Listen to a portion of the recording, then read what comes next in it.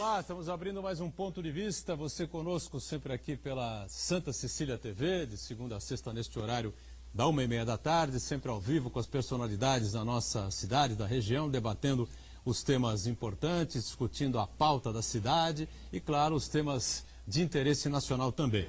Reprise do Ponto de Vista, você sabe, de segunda a sexta, claro, a partir das 20 horas, 8 da noite. Tema hoje mais direcionado à área da saúde, não é? Com duas importantes figuras da medicina da cidade, da região, participando com a gente aqui. À minha esquerda, o doutor Ricardo Aiden, médico infectologista e também diretor do HGA, o Hospital Guilherme Álvaro. Aiden, tudo bem? Prazer recebê-lo. Tudo. Obrigado, Buturão, Marcos, Silvio Carlos, aqui meu colega, que fez com que minha mãe tivesse vivido muito mais anos do que a média histórica como cardiologista dela, e eu que vos falo aqui. É sempre um prazer estar com vocês. Muito bem. Obrigado aí mais uma vez. Ricardo Aiden está conosco, já anunciou, a gente confirma, o doutor Silvio Carlos de Moraes Santos participa com a gente, médico cardiologista. É um prazer recebê-lo. Tudo bem, doutor? Tudo bem. Eu queria também agradecer o convite. Vamos ver se a gente não frustra a expectativa dos telespectadores do programa. E com relação ao Ricardo, a mãe dele sobreviveu mais porque ela era muito bem tratada em casa pelo filho único que ela tinha. Ainda bem, né? Tá certo. Então, é isso aí. Teve dois bons apoios, sem dúvida nenhuma, né? Isso é fundamental. E na ponta direita minha, ponta esquerda sua aí do outro lado, o Marcos Santana, atento aí às redes sociais, a sua participação e as transmissões aqui do Ponto de Vista. Não é, Santana? Tudo bem? Tudo bem, agradecer ao Ricardo, ao Carlos, profissionais experientes e, além de tudo, que estão em constante atualização para oferecer o melhor atendimento aos seus pacientes.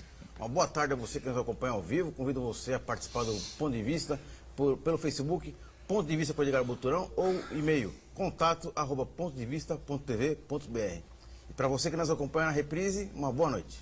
Verdade, você que está aí acompanhando a gente na reprise, já com muitas informações durante o dia, não é? Inclusive aquelas informações extremamente desagradáveis que normalmente a gente discute e debate aqui, não é?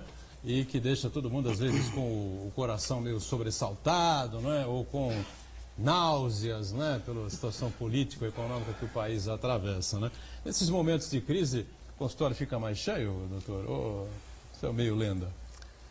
Eu acho que tudo que nos afeta do ponto de vista físico e do ponto de vista mental pode ter reflexo sobre a saúde. E o coração faz parte desse todo, né?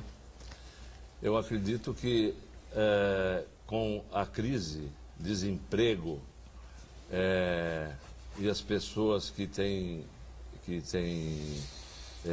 cuidado com o futuro do país, quer dizer, sendo massacrado pelas informações diárias do que vem acontecendo, realmente isso não fica impune, né? Isso aí provavelmente é um dos componentes de um envelhecimento mais precoce, de uma hipertensão mais precoce e com as consequências que possam advir desse tipo de problema. Então, eu acho que há uma relação, sem dúvida.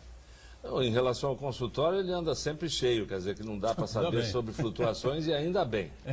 Não é? Ainda bem, né? Lamentável mas que muita gente... como aqui em Santos nós temos um consultório o do Ricardo melhor do que o meu, mas nós temos um consultório que atende convênios e há uma retração dos convênios por causa do desemprego, ou se o indivíduo paga o próprio convênio, ele não tem, deixa de pagá-lo e deixa de frequentar os consultórios. E vai procurar a amargura do serviço público de saúde. Exatamente. Muito bem. Isso vem sendo comum, né, Aiden? Aumentar a procura pela educação pública e saúde pública por conta dessa situação difícil, né? O meu é bastante sazonal, né?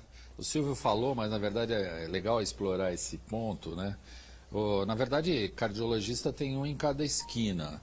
Lógico que a competência dele, nosso professor, com pós-graduação no INCOR, etc., são poucos. Ele foi meu professor na faculdade. Com toda certeza. Eu era jovem. Foi uma honra, né, tê-lo como mestre. Com certeza vai dizer que ele foi bom aluno, né? Não sei se fui bom aluno. Ele falou que você foi bom. Mas o consultório, o infecto tem poucos fazendo infectologia no consultório. Então por isso que ele falou que o meu consultório está, né, bomba, eu, caseiro e outros poucos que sobreviveram a essa guerra com as operadoras de saúde, porque é uma coisa insana, né? O nosso ex-vereador, Evaldo também, né? Tá nessa. O Evaldo, que voltou agora, largou momentaneamente, talvez, a política para voltar ao consultório e tudo mais, né? Então, de fato, é sazonal porque agora está na moda as pessoas irem lá consultar a gente para saber se toma, se não toma a vacina de febre amarela. Essa semana mesmo atendi uma pessoa que queria saber a minha opinião, se ela devia ir fazer um tour muito legal no Rio Negro, um tour literário a bordo. Então, a gente tem a rede da Sociedade Brasileira de Infecto, o WhatsApp. Já me comuniquei com os colegas de lá, existe risco sim, tem que vacinar, apesar dela ter um pouco mais de 60 anos, e ela ficou de dar uma resposta se eu devo prescrever, porque do ponto de vista técnico tem que tomar a vacina, ela foi vacinada uma vez. Então essas questões, elas rodam, daqui a pouco volta a aparecer caso de zika, ou disso, ou daquilo, chikungunya. Então o consultório do Infecto ele é muito sazonal.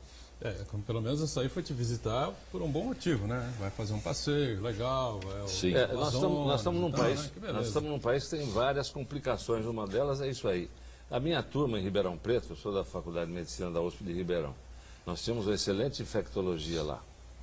Não tem nenhum infectologista, porque na década de final de 60 e 70 a gente vislumbrava o futuro e falou assim, a infectologia não vai ter futuro porque vai acabar. Os antibióticos e a bioquímica vai realmente preponderar e acabar com as doenças infecciosas e a realidade atual nos mostra exatamente o contrário, que é uma especialidade em expansão, porque todo dia a gente tem uma novidade, não é, Ricardo? Sim, e a gente vai fazer até um contraponto com a cardiologia, que também é epidêmica. Não sei se vocês sabem, mas a maior causa de morte na Baixada Santista continua sendo doença cardiovascular. Por quê? Porque também é a cidade que tem o dobro da média nacional de idosos. Idosos têm envelhecimento também do coração, tem problemas pertinentes à aterosclerose, uma série de coisas. Apesar da cidade ser plana, ser um ótimo lugar para se caminhar na praia, no calçadão, tem um ótimo programa voltado para a terceira idade, né? Mas a gente vê, sim, essas coisas. E o Silvio lembrou bem, né? Teve um General Surgeon nos Estados Unidos que falou assim, a guerra contra os micróbios está acabada. Há uns anos atrás, foi capa do Time, Life, aquela revista de grande circulação nacional nos Estados Unidos, e os bichos deram a volta. As bactérias estão aqui antes dos dinossauros. Nós vamos embora, vamos desaparecer da face da Terra, elas vão continuar. E estão dando um banho. Está cheio de bactéria que não tem mais antibiótico para elas. E a pesquisa de antibióticos, que antes estava assim, porque não dá tanta rentabilidade como doença crônica, como o câncer ou coisa assim, a indústria agora já aumentou o investimento em pesquisa de novos fármacos antibióticos. Isso sem esquecer dos derivados queridos do Aedes aegypti, né? Chikungunya, zika, febre amarela, dengue e seus 4 subtipos. Tem assunto aqui para um mês de Ricardo, conversa. Você falou en passant sobre a sua paciente que vai viajar. Sim. E dominou no noticiário nacional o medo da febre amarela. Eu tenho amigos no Rio de Janeiro que diz que na capital do Rio de Janeiro circulam boatos muito fortes, alarmantes mesmo, de que a cidade do Rio de Janeiro, uma capital, uma metrópole, estaria correndo sério risco da febre amarela, porque apesar dos casos terem se verificado na zona rural do Rio de Janeiro, algumas cidades mais rurais, o Rio de Janeiro, a capital, teria características que favoreceriam a proliferação do vetor, do mosquito, porque existe uma floresta de Mata Atlântica ali, que é a floresta da Tijuca, muito próxima ao centro urbano, muito frequentada, então isso aí seria propício para propagação da febre amarela na região urbana do Rio de Janeiro. Então, meus amigos do Rio de Janeiro ficaram apavorados, mas aí depois as autoridades vieram e disseram que não é bem assim. Eu queria que você fizesse um paralelo com a nossa situação aqui em Santos, se é possível, em que condições a gente estaria correndo o risco de contrair de febre amarela, de aparecer uma epidemia de febre amarela na região urbana de Santos, uma vez que também temos várias áreas de Mata Atlântica, de vegetação, que seriam ambientes propícios. E o vetor da febre amarela é o mesmo do Aedes aegypti, né? Também mesmo da dengue, né? Dengue é mato em Santos, né? Então, queria que você fizesse um paralelo aí, e até para tranquilizar as pessoas, para dar um real quadro da realidade. Não, legal a sua observação, né? Parece observação até de entomologista e epidemiologista.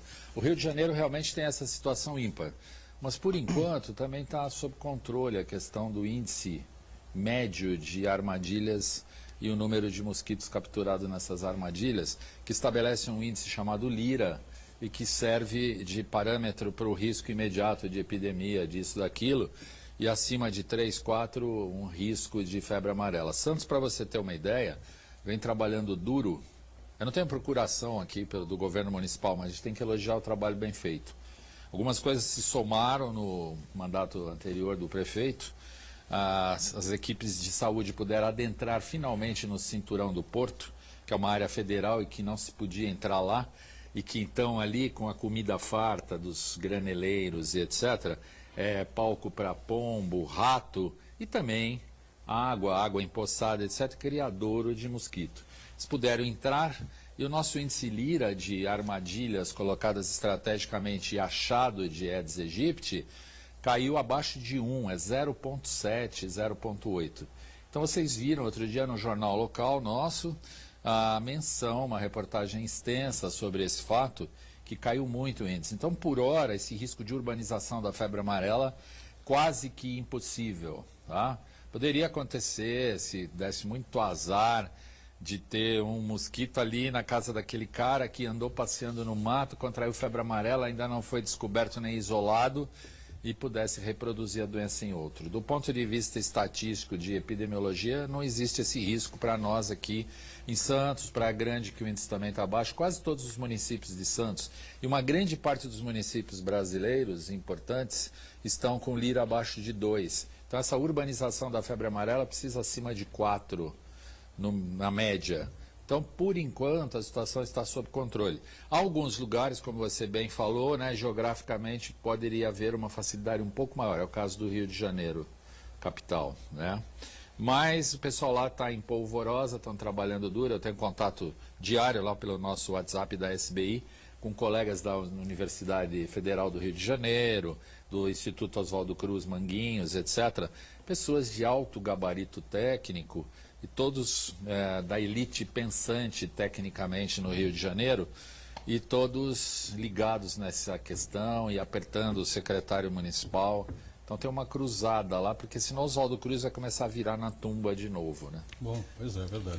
Não esquecer que é uma doença controlável com vacina, né? Uma vacinação intensiva, que o Brasil tem condições, ele fabrica vacina, inclusive. Pode até falar depois de vacina. Tem condições de... Eficaz e tem uma longa duração, né? Eficaz e longa duração. Tem Podemos condições até de falar controlar alguma coisa sobre isso. É um pouco diferente para as outras viroses aí da Aedes, que ainda não tem nada. Dengue não há nada. Que... Não, na verdade, assim, recentemente se desenvolveu uma vacina, a dengue váxia, que até é bastante interessante, é feita em 3 doses. Primeira dose, 6 meses, segunda dose, mais 6 meses, terceira dose. E ela imuniza muito bem, dos 4 sorotipos, ela imuniza muito bem contra o tipo 4, que ainda não entrou e que teria um risco maior de entrar. E atacar mais pessoas, porque quando o tipo 1, a maioria das pessoas que teve dengue na primeira atacada, teve pelo tipo 1, que era o vírus incidente. Eu tive 2 vezes dengue. Certamente a primeira foi vírus 1 e a segunda vez foi vírus 2. Então você tem um efeito manada ao contrário. A doença acaba provocando o fabrico de anticorpos específicos. A maioria das pessoas está imunizada para o tipo 1 porque teve a doença ou tipo 2. Então a vacina de dengue é interessante. E o Silvio lembrou muitíssimo bem, essa questão da vacinação é uma ótima opção se a situação ficar mais complicada. No momento, é importante até falar isso como um alerta à população, podem parar de correr atrás de vacina compulsoriamente, esse negócio de fazer fila no sábado de manhã na porta das clínicas, não há razão para esse tipo de coisa. Se houver, aí sim, de forma organizada, as autoridades de saúde pública têm até recursos para multiplicar doses e etc., aí sim será a hora de vacinação compulsória, porque não esqueçam que quando se fez uma vacinação em bloco, quando entrou dengue tipo 1, em 2010, 2011, se não me falha a memória, 2 crianças morreram em Guarujá por efeitos colaterais da vacina. Então não é uma vacina para se fazer, não foi isso que foi falado aqui, nem nós estamos propondo algo desse tipo. Na base do oba-oba, vamos que vamos. Se houver indicação, aí sim, o risco-benefício justifica a aplicação em massa de vacina.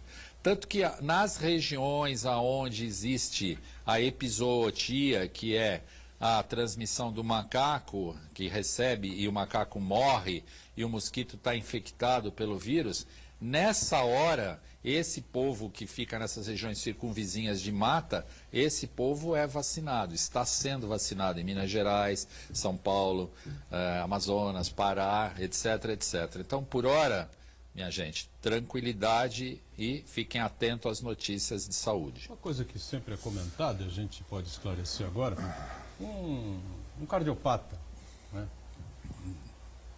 Não necessariamente um problema mais agudo, um problema mais leve, assim, tem uma cardiopatia, um problema cardíaco, enfim, está lá, cliente do doutor Silvio Carlos, e pega uma dengue ou pega uma zika, esse cara corre um risco maior do que qualquer outro tipo da pessoa por ter uma doença cardíaca, ou as coisas caminham do mesmo jeito, cada caso é um caso? Eu acho que ele poderia dizer que cada caso é um caso, porque você pode ter cardiopatias e cardiopatias. É verdade.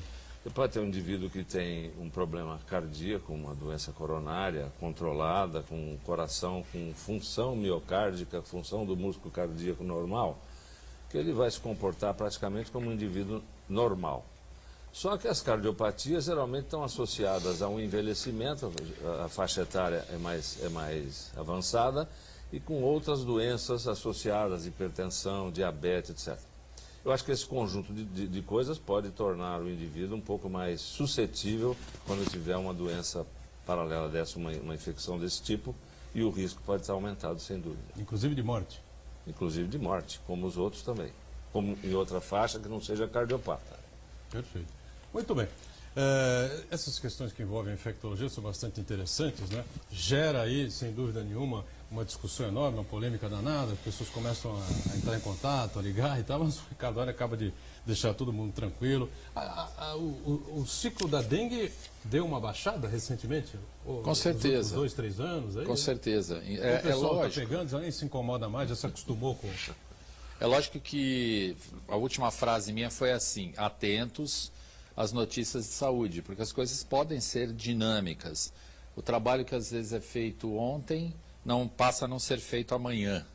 E aí as coisas podem se reverter desfavoravelmente. Por hora, o Lira, eu tenho estado em contato com o Caseiro, com a Ana, que cuida especificamente disso, uma excelente médica sanitarista, fez um belíssimo trabalho aí junto com o Marcos Calvo e com o Caseiro nos últimos anos, redundando nessa situação melhor do município de Santos. Mas assim, a gente não pode esquecer que tem municípios vizinhos que não têm a mesma dinâmica, o mesmo tipo de trabalho, porque o mosquito, embora tenha a capacidade de voar trechos curtos, ele atravessa de uma cidade para outra. Por exemplo, ali em São Vicente, Vila Valença, ele passa ali, né, nos tambores ali, na Nossa Senhora de Fátima, Antônio Emerick, e entra na cidade de Santos facilmente. Então tem que estar todo mundo alerta, mas essa questão específica da urbanização da febre amarela, por hora, com esse índice de captura de mosquitos abaixo de 1, não há como acontecer. Muito bem. Uma coisa ligada à cardiologia, a gente pretende debater aqui, sem dúvida nenhuma, o prolongamento, né, da vida das pessoas. As pessoas estão vivendo mais, uma coisa interessante. Eu vinha descendo o elevador de casa, vinha uma médica, inclusive, né, da rede pública do município, e ia para o primeiro andar, onde moram os pais, porque hoje é aniversário do pai, fazendo 91 anos. Né? Isso 20 anos para trás era uma coisa assim, impensável. Né? O cara com 70 já estava com a sentença de morte decretada. Né? Coitadinho. A sentença de 70 anos, coitado. Hoje o cara com 70 anos corre na praia, joga tamborel, essa coisa toda, enfim. Mas tem um outro aspecto curioso, especialmente no esporte e mais especificamente no futebol, né? Essas mortes de jogadores de futebol, que desde o caso do Serginho, do São Caetano, aquele jogo contra o São Paulo, uma morte súbita. São Paulino não vai esquecer disso, claro uma morte realmente impressionante. Lateral né? esquerdo. E depois, outros casos aconteceram na Europa, África. Volta e meia corre. Volta e meia acontece um caso de um jovem de 25, 24, 28, ou de 30, 31, né? Alguma explicação para isso? Claro que deve haver um excesso de sobrecarga na máquina, né? A primeira parte da sua pergunta, existe realmente a longevidade hoje está aumentando, isso é um fato mundial, seja nos países avançados, seja nos países em desenvolvimento como o nosso e no continente africano também. Isso aí se prende a um conjunto de fatores, desde melhoria das condições básicas da população em termos de alimentação, de saneamento básico, etc., e partindo para diagnóstico e prevenção de doenças, que eu reputo que seja uma coisa muito importante em todos os níveis da medicina. A prevenção é fundamental e a gente tem muito o que fazer em prevenção. E quando se descobre a doença, hoje nós temos um arsenal terapêutico medicamentoso e também de métodos diagnósticos invasivos ao organismo que podem e estão realmente prolongando a vida das pessoas, né? E Santos é um fato disso. Santos é uma cidade que tem percentualmente o maior índice de idosos acima de 60 anos, que é o índice para a terceira idade nos países em desenvolvimento, e 65 anos nos países desenvolvidos. Então aqui nós temos um índice muito alto de idosos. Muitos deles se aposentam em outras regiões e vêm gozar aqui as delícias de viver à beira-mar e curtir a cidade. O outro ponto que você citou, que são a morte prematura... Eu vou fazer o seguinte, nós estamos estourando esse bloco aqui, Ok. Vou pedir um break rápido e a gente volta na sequência para continuar essa conversa interessante aqui com o doutor Silvio Carlos, cardiologista, com o Ricardo Aiden também. Já, já.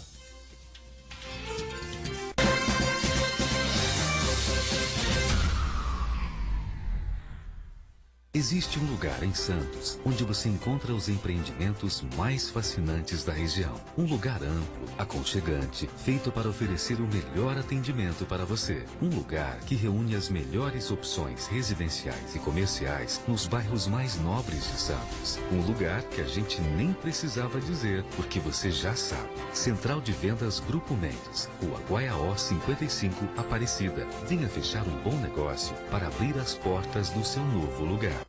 Novo ensino médio. Quem conhece, aprova. Eu quero fazer jornalismo. Eu quero ser professora. É o que eu amo.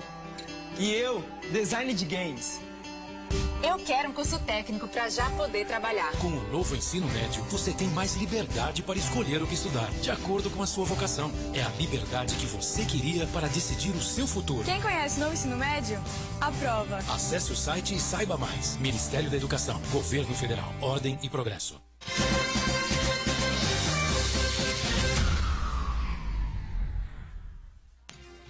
Muito bem, estamos de volta aqui a sequência do nosso ponto de vista. Dois médicos importantes aqui participando conosco, o Ricardo Aiden, infectologista, e o cardiologista, Dr. Silvio Carlos. O Santana, atento aí às redes sociais, você pode enviar aí um comentário, uma pergunta, fique à vontade, só não dá para fazer consulta durante o programa, tá certo? Aí não vai ter jeito. Bom, a gente estava falando sobre o problema problema não, né? A importância de se fazer preventivos, ele vai continuar no tema, né, daqui a pouco, mas essa coisa que eu deixei colocada antes do intervalo, que foi exatamente as mortes em campos de futebol, né, de jogadores, gente jovem, 24, 25, 28, e o fator marcante foi a morte do Serginho, do São Caetano, né, num confronto contra o São Paulo, já faz 12, 13 anos isso aproximadamente, mas eu sinceramente nunca esqueci disso. E daí para cá, vários e vários casos, né, vieram a ocorrer, né? Isso está ocorrendo no mundo inteiro e não é só no futebol, é em outras modalidades também. O que ocorre é o seguinte, é que tem alguns tipos de cardiopatia, de doença do coração, que não é uma doença fácil de descobrir porque ela não é permanente, ela pode ser episódica, por exemplo.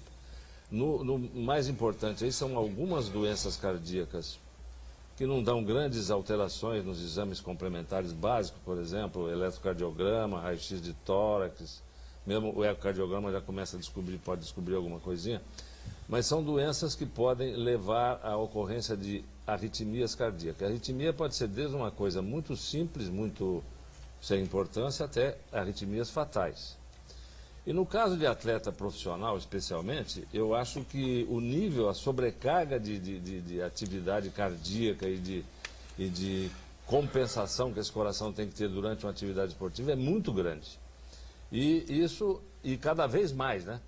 A gente que gosta um pouco de futebol e lembra da década de 70, o Gerson botando o pé na bola, olhando para frente calmamente, lançando por cima, o Pelé mata no peito, o pai faz o gol. Isso não tem mais. O jogo era muito Naquela mais lento, época, né? os caras corriam 5 a 7 quilômetros num jogo, hoje corre 14, 15, é o dobro. É uma correria hoje.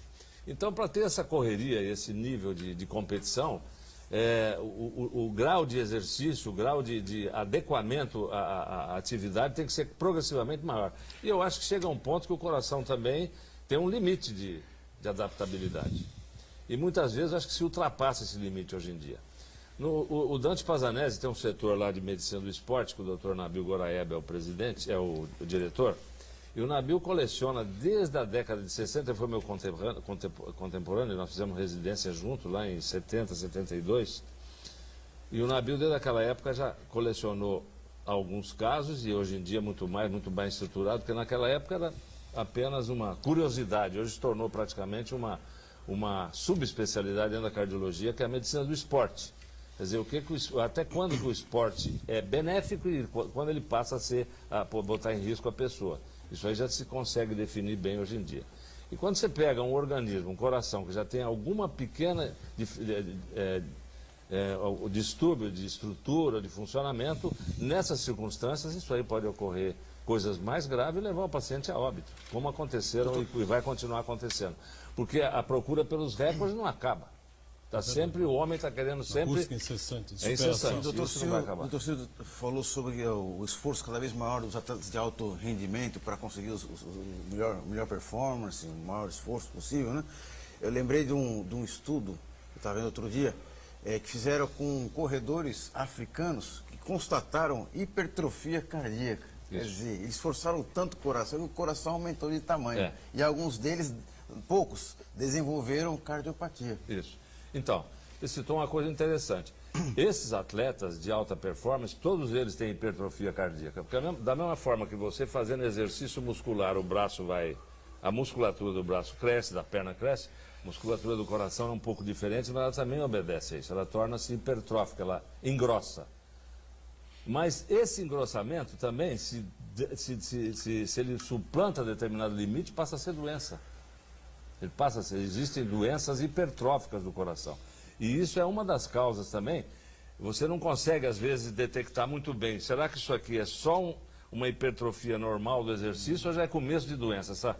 Essa linha, às vezes, não é tênue, você não consegue delimitar muito bem. E, às vezes, um sujeito que já tem alguma doença incipiente, que está lá fazendo exercício, e um belo dia ele pode ter alguma coisa. Todo ou se der sorte, todo atleta de alta tem natação, hipertrofia. futebol, vôlei, tem hipertrofia basquete, miocárdica. handball, o que for. Exatamente. Os atletas muito treinados, um atleta profissional de futebol, ele tem hipertrofia cardíaca, a área cardíaca, o tamanho do coração aumenta um pouquinho, é fisiológico isso. E ele trabalha muito devagar. O coração nosso, em torno de 60, 80 vezes por minuto em repouso. O do atleta profissional está 40, 44, 38, certo? Ele trabalha muito devagar. Existe uma preponderância do parasimpático sobre a atividade simpática no coração. E isso é quem traz o treinamento permanente. É uma das características do atleta é essa. O Leão, uma vez, deu uma declaração como técnico do Santos, que ele perguntava para ele: Leão, você está mancando aí, o que é, não sei o quê. Ele falou: não, tenho o joelho estrupiado, desde a época de goleiro, eu fiz tratamento, uma cirurgia, não resolveu muito, enfim. Mas não sei o que, vieram para ele e falou: vou dizer uma coisa para vocês aqui.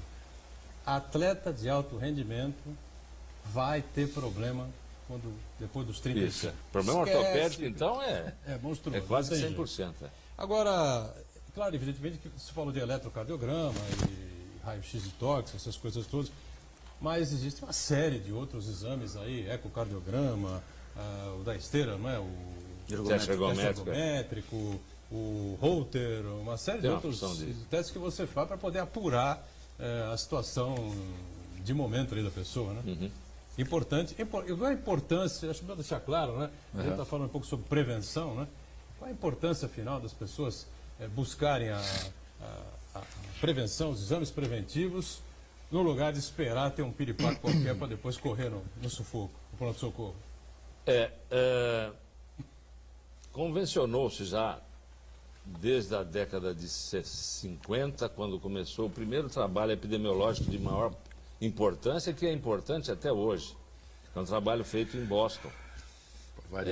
É? Para variar. Para variar, feito Na lá. Harvard. E esse trabalho, então, avalia até hoje, passado 50 anos,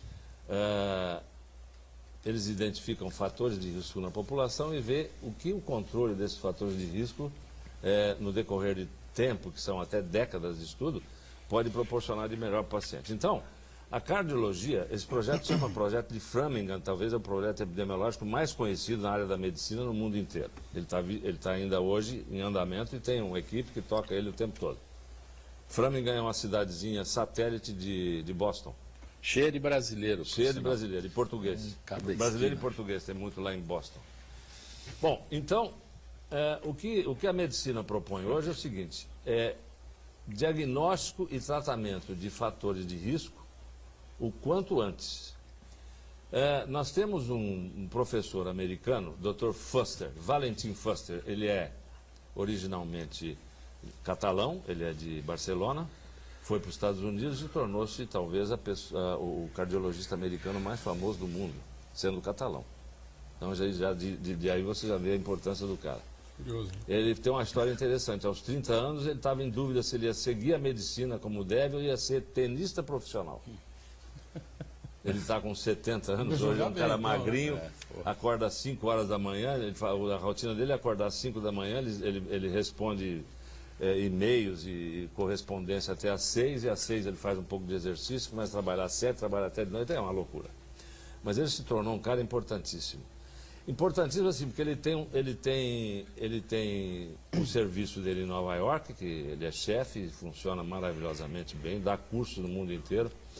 E ele tem um trabalho multinacional desenvolvido com crianças em torno de 10 anos, em Barcelona, na Colômbia e em um outro país que eu não estou me lembrando. São 3 lugares do mundo.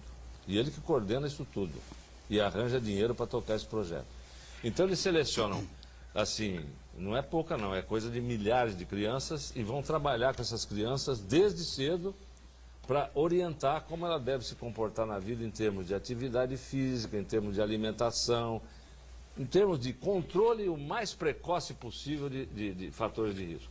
Porque a gente não tem essa ideia, nós mesmos não tivemos essa ideia nunca, né? Então, isso aí é uma coisa de alguns anos, 5 anos até agora. Então, a ideia é que ele tem uma equipe que trabalha nisso permanentemente. Se ele faltar, a equipe continua o trabalho para ver como é que isso vai decorrer na vida. Qual é a real importância de você descobrir o mais precoce possível os fatores de risco e controlar? Especialmente se ele pega uma criança, por exemplo, que é de uma família de alto risco. O que é uma família de alto risco? O pai tem problema cardíaco, a mãe tem problema cardíaco, a família tem vários problemas cardíacos. Então a genética desse paciente é desfavorável. Então ele começa, é um paciente em que ele vai devotar uma atenção especial aí em torno de controles das outras coisas que são controláveis, já que o fator genético ainda hoje a gente não consegue controlar. Eu imagino que num futuro não muito distante, com o advento aí da terapia genética, que está se desenvolvendo bastante, eu imagino que isso aí também vai poder se interferir no futuro. Mas atualmente não. A gente tem então os fatores disso que a gente chama de contornáveis, de não contornáveis. De não contornáveis é o sexo, porque o homem, ele tem até a vida toda, é mais propenso à doença cardiovascular. A mulher a partir da menopausa. Até a menopausa os estrógenos estão deixando a mulher mais ou menos protegida. Você tem o fator genético que você não consegue controlar. E a idade. Quanto mais velho você fica, assim que o cabelo fica branco, a pele enruga, as artérias também vão tendo seus problemas, né? Isso é tácito. Esses são os fatores não controláveis. Agora, então, a medicina tem que focar nos controláveis, que são diabetes, hipertensão, a dislipidemia, que é o conjunto de alterações de colesterol, triglicéridos, etc., cigarro, né? O cigarro, lembrou muito bem, o cigarro. Inclusive, nesses fatores contornáveis, os 3 mais importantes para a medicina são o cigarro, a hipertensão e o diabetes. Os outros são importantes, mas são menos. É uma coisa complicada, né? Então, tem o lado emocional, tem o momento que o cara está vivendo, então, tem a expectativa de alguma coisa, né? É uma pergunta sobre isso? Sobre hipertensão, o Uriel Vilas Boas, ele pergunta, os pais que sofrem de Fez hipertensão- aniversário essa semana. Um segunda-feira. abraço para ele. Segunda-feira. Os pais que sofrem de hipertensão transmitem o problema aos filhos? E a partir de que idade deve ser feito o controle? Já como evitar? Uma excelente pergunta. A hipertensão, por exemplo, ela tem múltiplos fatores, não um só. Mas um fator importante na hipertensão é o genético. A estatística mostra o seguinte, que se você tiver pai e mãe hipertenso, a partir dos 60 anos, você tem 80% de chance de vir a ser hipertenso. Só a partir dos 60?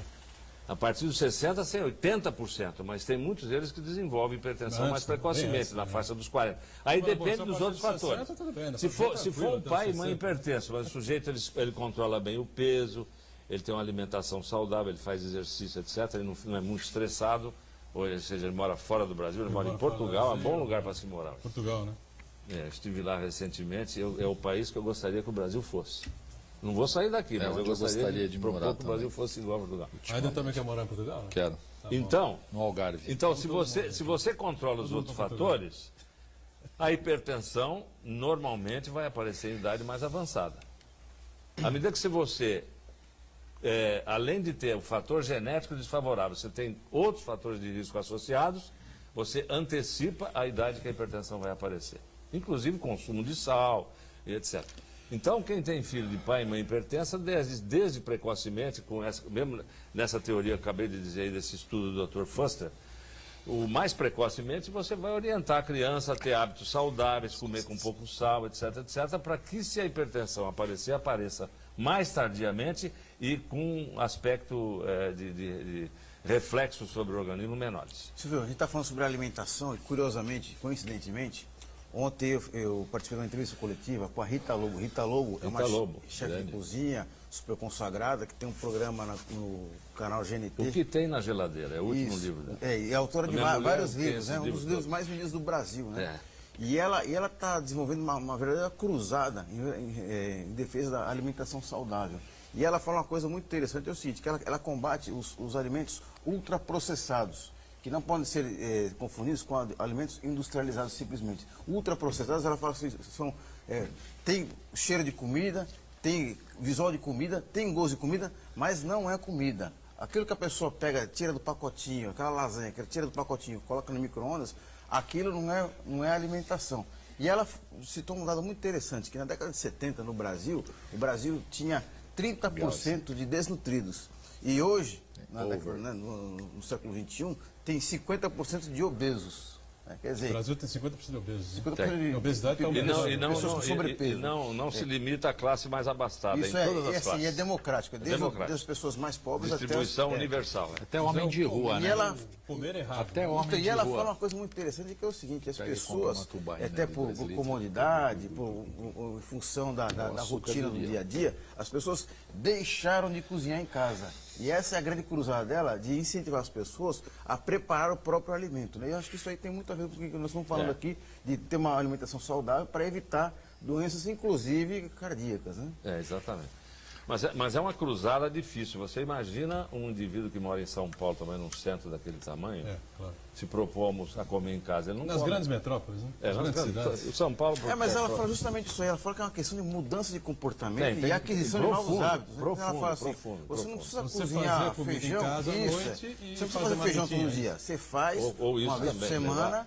e você porciona, congela e leva a marmita para casa, né? É uma questão de comportamento, né? O Eduardo tá louco para falar aqui. para dar um taco aqui. O problema é o seguinte, o Ricardo vai concordar comigo. Tudo que é gostoso faz mal.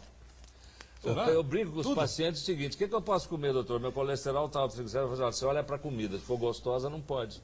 Chuchu, abobrinha, essas coisas que ele não gosta, pode comer à vontade. Ou é a quantidade? E também começa com uma Quantidade. péssima cozinheira perto da gente. Se tiver uma Rita Lobo por perto cozinhando, você vai comer Perdido. necessariamente mais. Não, eu ia dar um pitaco aqui, o seguinte, não é só em São Paulo, nas grandes metrópoles, Santos, já está impossível de você almoçar em casa exatamente. diariamente. Hoje, por exemplo, como eu tinha esse compromisso aqui, não consegue, porque daqui até onde eu moro, na ponta da praia, nós estamos aqui na Conselheiro Nébias, 27, verdade, 28 minutos para ir, porque a gente enfrenta 152 sinaleiros. Tem sinaleira até na porta da frutaria, entendeu? Todos sem sincronia. Você abre um verde, Fecha o o outro. outro fecha. Bem irritante. Aí para voltar, você pega o binário, é a mesma coisa. Se você entrar na Pedro Lessa, ônibus enormes que ocupam a pista inteira apostam corrida dessa aviação, não sei das quantas aí. Ao invés de colocar ali micro-ônibus e seletivo, né? E assim por diante. Sem falar do motorista de Santos, que é péssimo. É péssimo, né? só tem um Motorista- pior, Campo de Jordão. Depois vem o de Santos em segundo lugar. Deixa eu pegar o gancho e fazer Entendeu? um comentário. Então, Você tem que propor para o Possível, indivíduo sai. dieta. Dieta e medicina é sempre... Medicina é restritiva. Ela nunca vai chegar a fazer, dar uma faca, você fica à vontade. Não, nada disso. Você tem que fazer exercício, que muita gente, a maioria não gosta. Você tem que emagrecer, que a maioria não gosta. Você tem que comer assim, a maioria não gosta. E que a maioria dos médicos não faz, né? Não, a maioria dos médicos faz. também não faz. tem endocrinologista que pesa 120 É, quilos tem e que tudo fala isso, tem assim, tudo isso. o cliente fala para ele, pô, mas o senhor tá gordinho, ele fala assim, faça O que eu o que digo. eu mando, digo, mas não faça o que eu faço. Bom, então conhece, não posso eu dar nome quando aqui. saio de viagem, eu costumo comprar The Economist, que é uma revista que eu adoro, mas eu não consigo ler aquilo lá semanalmente, porque você não acaba, aquilo você lê. E essa particularmente tinha na reportagem de capa, e era uma reportagem extensa, profunda, faz algum tempo que eu li, eu já perdi muitos detalhes. Mas a proposição é o seguinte, já existe uma indústria mundial de produção de alimentos com gosto de proteína animal, só que de origem vegetal. Então o sujeito vai comer um ovo, com gosto de ovo, só que é feito de... É engenharia genética, é um negócio complicado pra caramba. É um negócio que está em desenvolvimento e vai entrar, acho que, na vida da gente nos próximos anos. Você come o ovo é gostoso, o cara não distingue o ovo do ovo da galinha. E não é da galinha, é tudo vegetal. Mas o ovo... Você come o bife tem gosto de carne, tem sabor de carne, é suculento e é de origem vegetal. O ovo já foi desmistificado. Eu tô falando... Os riscos do ovo, né? Exato. Os E ovos os já teve britânicos, altos eles estão e baixos. sempre na frente. A gente devia olhar sempre para os britânicos, né? Em especial os nossos governantes. Ler um pouco da biografia do Winston Churchill, por exemplo. sim, né? sim. Sangue, suor e lágrimas, Só que austeridade. não pega. Vamos fazer um respeito. rápido intervalo? Já retomamos o ponto de vista em instantes.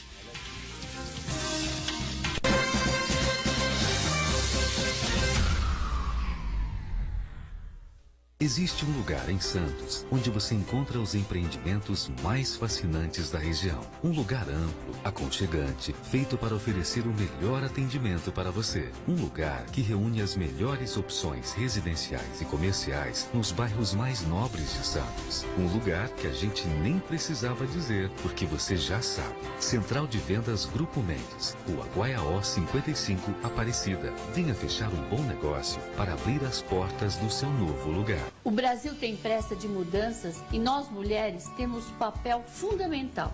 Na política, nossa presença ainda é tímida e por isso nós, do Democratas, mantemos um esforço permanente para que possamos conquistar ainda mais espaço. Precisamos que mais mulheres participem e tragam a sua competência e sensibilidade para um país melhor. Venha para o Democratas. Nesta quarta, assista ao novo desafio da Briosa. Portuguesa Santista e Grêmio Osasco. Compareça ao estádio, leve a sua família. Participe desse evento importante para o esporte da região. Nesta quarta, ao vivo, 8 da noite, direto do estádio Urico Mursa. Santa Cecília TV, a maior programação regional da sua TV. Apoio Nita Alimentos. Leve momentos deliciosos para a sua casa. Universidade Santa Cecília e Sindicato do Comércio Varejista da Baixada Santista.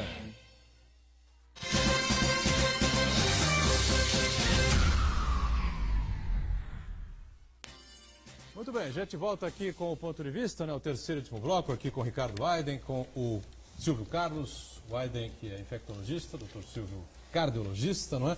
Não sei se já temos mais alguns questionamentos aí, o Santana pode Tem uma ficar à outra vontade. questão do Uriel Vilas Boas aqui que é bem interessante. São várias as faculdades de medicina na região. Até onde os alunos são incentivados a promover programas nos bairros mais carentes, como o Médicos Sem Fronteiras. E aí eu até acrescentaria uma outra questão, que a gente vive no país, que acho que é bem o retrato do país. As pessoas com maior poder, as famílias com maior poder aquisitivo, elas investem nos seus jovens no colégio particular, e aí quando chega na hora de fazer a graduação, elas vão para o colégio público. E os mais pobres, ao contrário, estudam também em colégio público, mas na hora de ir para o colégio, para a faculdade, vão para a escola particular.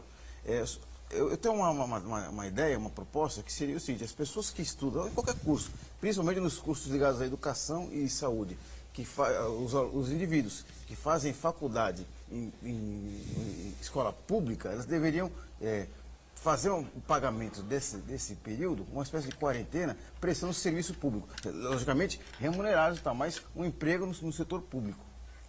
Existe esse tipo de incentivo aqui? Ou...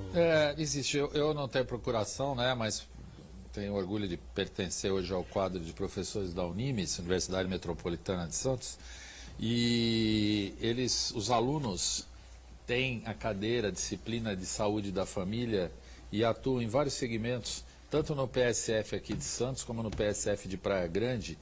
Então isso não deixa de ser uma... Aliás, em primeiro lugar, um abraço a você, Uriel, que está sempre instigante, entrando ao vivo aí em vários programas que eu já participei, e feliz aniversário atrasado. E na verdade, assim, esses programas são de suma importância, porque a gente vê os alunos no 5º ano, eu atendo mais os alunos no 5º ano da medicina na Casa da Hepatite. E todos esses alunos já têm uma experiência de lidar com a população, tá? Afora o fato de que fazem ambulatório SUS, da universidade, a própria Casa da Hepatite, SUS, etc. Então isso é uma coisa extremamente importante e talvez até se pudesse maximizar esse tipo de coisa. Também na Odonto da Unimes tem programas de ação comunitária e a clínica aberta à população de baixa renda, mas é realmente uma observação pertinente essa do Uriel, e acho bastante interessante que se pudesse estimular. Aliás, o MEC tem estimulado isso. A gente tem tido visitas frequentes do MEC e o MEC tem trabalhado nessa questão. Agora, o modelo do Médico Sem Fronteira e o modelo do Médico para Todos aí, tão discutido recentemente, eles têm que ser adaptados a cada região metropolitana e tudo mais, porque são muitos Brasis, estou falando óbvio, mas são muitos Brasis dentro de um Brasil, né?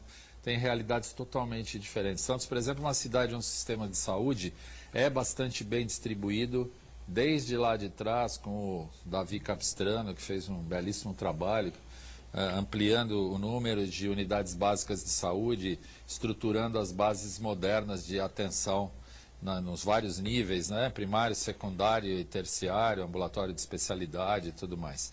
Então, isso aí permanece até hoje, tem sido aperfeiçoado e é relevante a observação do Uriel. O doutor quer completar alguma coisa? Eu quero completar, sim. Veja bem, o curso de medicina é um curso longo. Então, o médico hoje, ele tem para sua formação 6 anos de curso básico, e depois alguma coisa variável entre 2 e 5 a 6 anos de especialização. O neurocirurgião hoje não começa a produzir para si e para a sociedade antes dos 30 anos de idade. Eu acho que é uma carreira sui generis nesse aspecto. Não tem outra carreira que tenha essa possibilidade.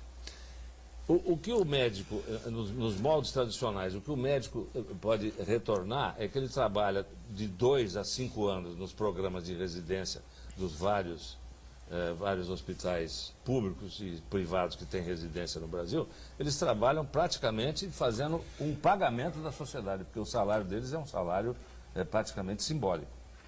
Um residente hoje ganha o quê, Ricardo? R$ 1.500 por mês? Não, ganha um pouco mais. Pouco mais. Não chega a R$ 2.000 por mês. Um residente que trabalha 12 horas por dia, que é um aprendizado de campo, ele trabalha bastante, sempre com orientação, é claro que senão não é uma residência válida, mas então é um negócio muito prolongado.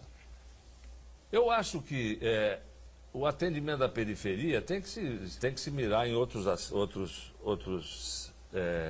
esquemas que já funcionam, como o da Inglaterra. O Ricardo citou a Inglaterra agora mesmo.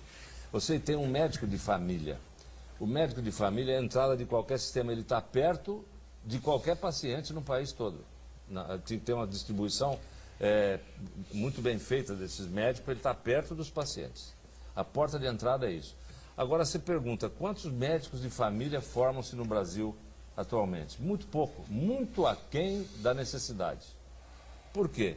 porque é uma atividade que não chama atenção, ela é mal remunerada, ela é mal instrumentalizada, entendeu? E é fundamental, né? Aí apareceu como um coelho tirado da cartola o programa dos governos federais anteriores, que são os médicos que vieram de fora, os mais médicos. Isso aí corrigiu alguma coisa? Não corrigiu, porque botaram o médico numa situação, botaram o médico mais perto da população, mas não deram nenhuma condição de trabalho para esses médicos. Acho que precisa ver, as duas coisas precisam ser vistas. E quando você dá condição para o médico trabalhar lá adequadamente, não precisa vir médico de fora, nós temos médico à vontade. Faculdade é o que não falta no Brasil. Nós estamos com perto de 300 ou mais faculdades no Brasil, de medicina. Eu sou formado, o Ricardo é formado numa época que não passava de 30. Tem 10 vezes mais faculdades. E nem por isso o atendimento médico, principalmente da população de baixa renda, melhorou. Então eu acho que é uma questão estrutural. Precisa formar médicos de família e dar condições para ele trabalhar na periferia e como porta de entrada do sistema de saúde como um todo, e que vai melhorar também muito o desenvolvimento e o funcionamento do sistema de saúde como um todo. Você citou o doutor Fuster, né? Fuster, Valentim Fuster. Valentim Fuster, que veio de Barcelona para os Estados Unidos, enfim, tornou-se uma referência. Aí você colocou rapidamente assim o dia a dia dele, né? Acordar 5 da manhã, entrar no e-mail, responder e-mail até às 6 e tal, depois fazer uma atividade física, às 7 toma um café e sai para trabalhar, volta só altas horas da noite, enfim, ou seja, evidentemente ele dorme pouco, né? E me chamou um pouco a atenção, né? Porque o sono é hoje um dos dramas da sociedade brasileira, né? O que tem de cara aí que chega a falar, você sabe o que passa na televisão? Eu assisti outro dia, não sei o quê. De madrugada. Você assistiu isso aí? Não, 2h30 da manhã, não sei o quê. Como 2h30 da manhã? Você estava ligado? Não, eu acordo, durmo 10h30, 11 horas, aí eu acordo 1h30. Acordo 1h30, aí faz o quê? Não, levanto, pego uma revista e tal, ligo a TV e fico até às 4. Aí você dorme até que hora? Até um monte de gente que me fala esse tipo de coisa, né? Os médicos, evidentemente, que são testemunhas do que eu estou dizendo aqui, né? E o sono, eu lhe pergunto? Qual a influência dele nas doenças modernas, ou enfim? Não, eu acho que isso aí tudo tem importância também.